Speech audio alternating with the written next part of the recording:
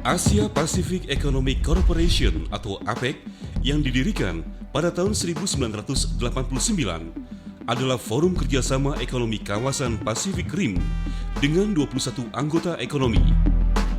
Anggota ekonomi APEC adalah Australia, Brunei Darussalam, Kanada, Chile, China, Indonesia, Jepang, Republik Korea, Malaysia, Meksiko, Selandia Baru, Papua Nugini, Peru, Filipina, Rusia, Singapura, Thailand, Amerika Serikat, Vietnam, China Taipei, dan Hong Kong, China.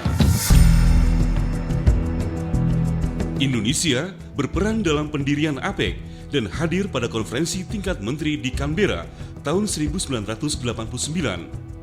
Setelah pertemuan APEC di Black Island, Seattle, Amerika Serikat pada tahun 1993, Indonesia menjadi tuan rumah KTT APEC tahun 1994 yang bertempat di Bogor. Selanjutnya, perjuangan kepentingan nasional di sejumlah forum APEC terus dilakukan, baik pada tataran konsultasi, penyusunan, maupun implementasi kesepakatan.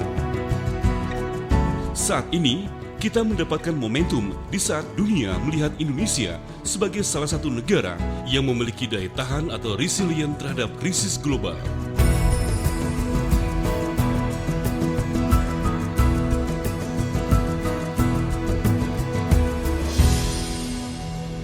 Pada KTT APEC ke-24 di Vladivostok, Rusia, tanggal 7 hingga 9 September tahun 2012, terjadi perpindahan kekuatan APEC dari Rusia ke Indonesia, sehingga peran Indonesia dalam mewarnai kerjasama di tingkat regional semakin meningkat dengan puncaknya pada KTT APEC tahun 2013 yang akan diselenggarakan di Bali.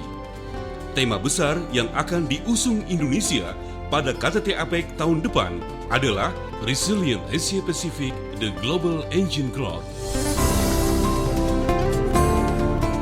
I am pleased to be here at the APEC CEO Summit this morning to address the leading business leaders in the Asia-Pacific region. Melalui keketuaan Indonesia pada APEC 2013, kita yakin peran dan posisi Indonesia dalam kancah internasional akan semakin strategis. Hal ini tentunya tetap didasarkan pada perjuangan kepentingan nasional dalam forum tersebut. Posisi Indonesia sebagai salah satu di antara 9 negara APEC yang masuk G20 sangatlah strategis dalam menjaga stabilitas kawasan sekaligus sebagai motor penggerak ekonomi kawasan. Pertumbuhan ekonomi Indonesia tahun 2011 merupakan salah satu yang tertinggi di Asia Pasifik.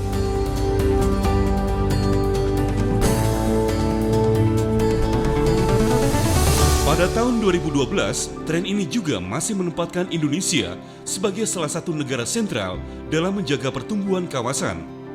Dengan produk domestik bruto atau PDB berdasarkan Purchasing Power Parity lebih dari $1 triliun Amerika dan meningkatnya kelas menengah, Indonesia menjadi salah satu tujuan investasi di Asia Pasifik. Tentunya, besaran ekonomi nasional bukan hanya menjadikan Indonesia sebagai pasar bagi produk impor bagi negara-negara yang tergabung dalam APEC. Terbukanya pasar kawasan merupakan peluang bagi ekspor produk nasional.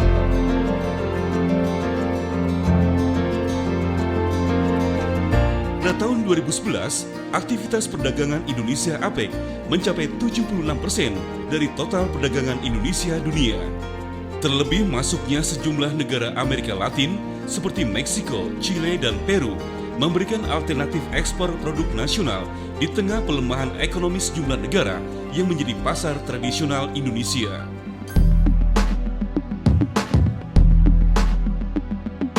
Ketika Indonesia memimpin APEC 2013, berarti juga Indonesia menjaga perekonomian dunia, mengingat APEC menguasai 56% PDB dunia, 39,8% penduduk dunia, dan total PDB tahun 2011 $38,9 triliun Amerika.